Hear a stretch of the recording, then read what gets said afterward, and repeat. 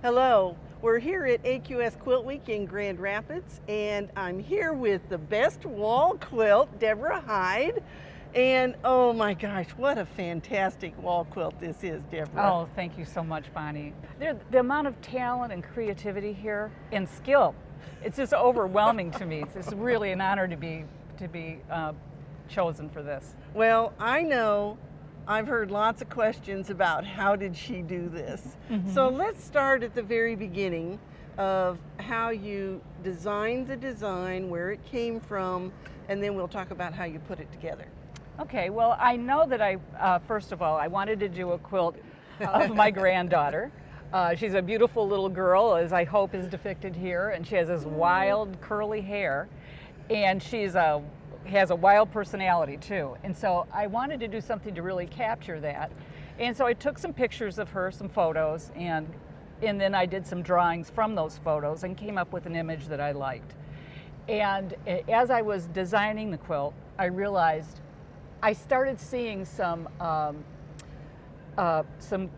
old pieces of fabric I had that had cool creatures in them, and I thought how it might be really interesting to start putting those in her hair.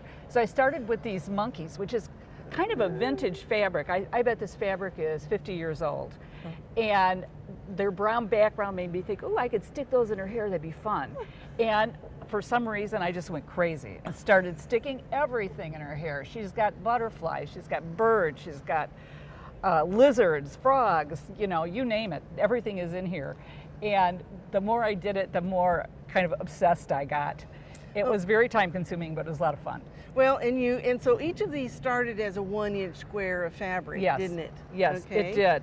So originally when I'm working on a piece, because this is basically my style, I do everything on a 1-inch grid, and I use Pellon Quilter's grid, which has an adhesive backing. And I draw my cartoon, and actually the easel I have is like twice as wide as this, and I use the grid is twice as wide, twice as long, because that's all going to get sucked up in the seam allowance. And I start placing squares on and ironing them on, and then taking them off and ironing them on again to make sure that I'm getting the exact contours of the face, the eyes. Actually, the hardest thing to do in this whole quilt are the eyes, because a viewer can't forgive eyes that are wonky looking.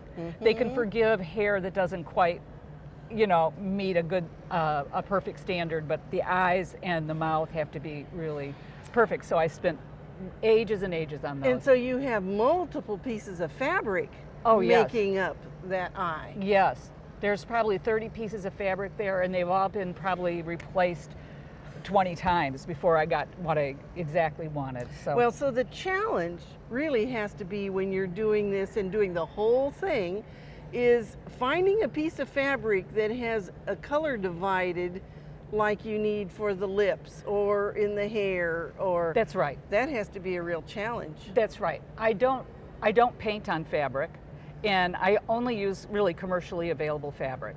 So I have a huge stash of fabric that have a lot of interesting prints. I have a lot of juvenile prints because they often have like bright colors and cool contrast, different things that I can cut up.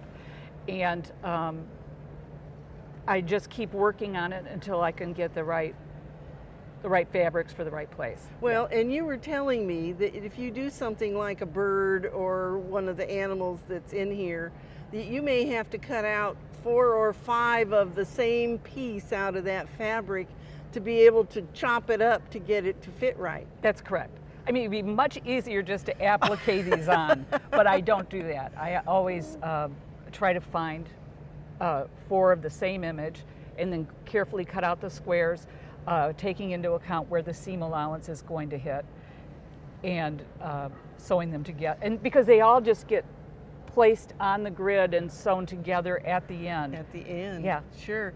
And so how long a process did it take for you to make this quilt? Well, I guess it took the better part of a year, working probably 2 or 3 hours a day sometimes, not always of course, but it was a COVID year, so that worked out. Yeah, it was a good excuse to work on it, wasn't yes. it? It Well, really was. I know when I first saw the first pictures of this, and I'm sure other people think the same thing, is I thought you probably had used either some yarn or something to make this hair, but people need to know that that entire hair is made out of pieced fabric. Right.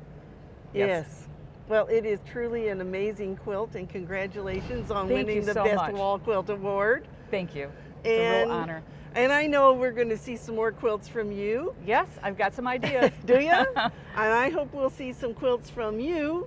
You can enter your quilts for 2023 right now. And better yet, they need to come to the show and see these in person, don't they? Yes. We hope we'll see you at an AQS Quilt Week soon.